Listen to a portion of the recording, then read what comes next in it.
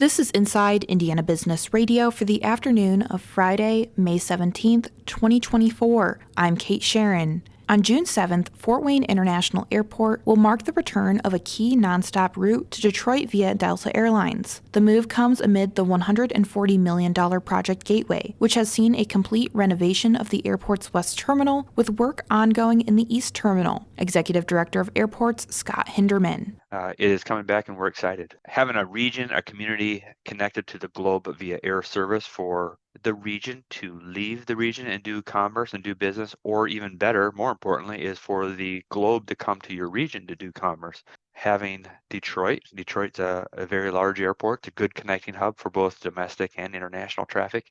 Having that as part of our portfolio here at FWA is super important. The first flight will lift off June 7th. The once daily service will depart from Fort Wayne at 6:55 a.m. and return at 9:45 p.m. An 85-year-old cabinet manufacturer headquartered in Sellersburg is planning to close its doors this summer. In a notice to the state, Haas Cabinet Company said the closure will affect 119 workers. A specific reason for the closure was not provided. However, President Todd Haas, the grandson of the company's founder, confirmed the move in a brief statement to Woodworking Network. The Sellersburg facility totals about 350,000 square feet. In its Indiana Department of Workforce Development notification, Haas said the layoffs will take place in phases between June 27th and July 11th. Allison Ventures, the venture capital arm of Indianapolis-based Allison Transmission Incorporated, has committed to a $10 million investment in Pennsylvania-based investment firm Enertech Capital. Allison Ventures will be one of 10 corporate investors in Enertech's latest fund, called the Global Strategic Mobility Fund. As part of its investment, Allison will gain access to Enertech's network of companies working on automotive technologies in the areas of electrification, connectivity, autonomy, and digitalization.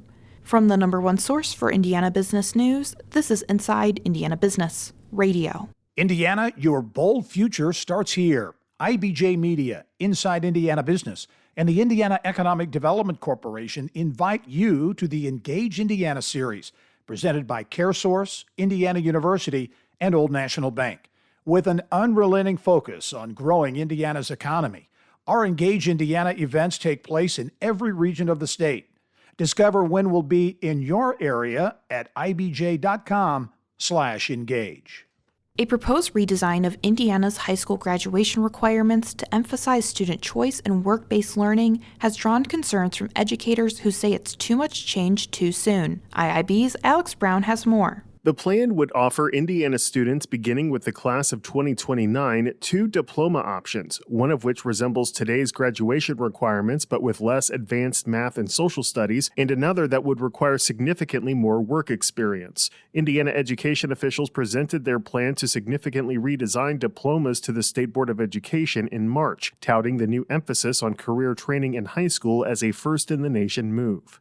But some educators say the proposed requirements leave out key academic courses like world history and language in favor of more work experience, which they say may not be the best track for all students. Preparing graduates to enter the workforce immediately after high school has been a priority for Indiana, especially as college-going rates stagnate. In addition to proposing new diplomas, the state recently rolled out career scholarship accounts that give students some state funding for workforce training in high school, as well as career-focused graduation tracks that often allow students to start work while in school. Alex Brown, Inside Indiana Business Radio.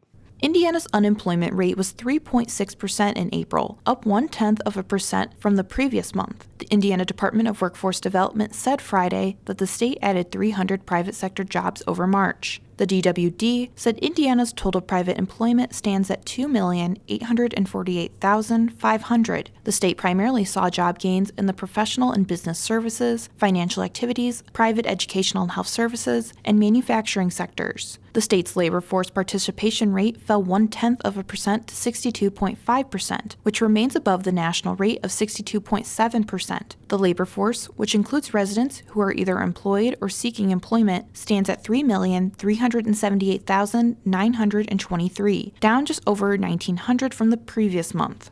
Marian University will launch a new online logistics and supply chain management bachelor's degree program next fall, the university announced this week. The university said the program is a response to projected growth in the logistics sector, as noted by the Bureau of Labor Statistics. The program is available to new students, but was targeted and made accessible for working professionals and those considering career changes. Each course in the fully online program can be completed in 5 or 8 weeks. Seeking a second term, Indiana Attorney General Todd Rokita will be unopposed at the state Republican convention next month, securing him as the party's nominee in the November election. Despite speculation that others might challenge him for office, Rokita was the only GOP candidate to file with Indiana's GOP office by the deadline, said party spokesman Griffin Reed. Candidates who wish to run for Attorney General and Lieutenant Governor at the Republican State Convention had until Thursday at 5 p.m. to file their paperwork. Indiana Secretary of Commerce David Rosenberg is this week's guest on the Business and Beyond podcast with Gary Dick, presented by PNC, a weekly conversation with high-profile Hoosiers in business, sports, entertainment, and beyond. Available now from your favorite podcast provider.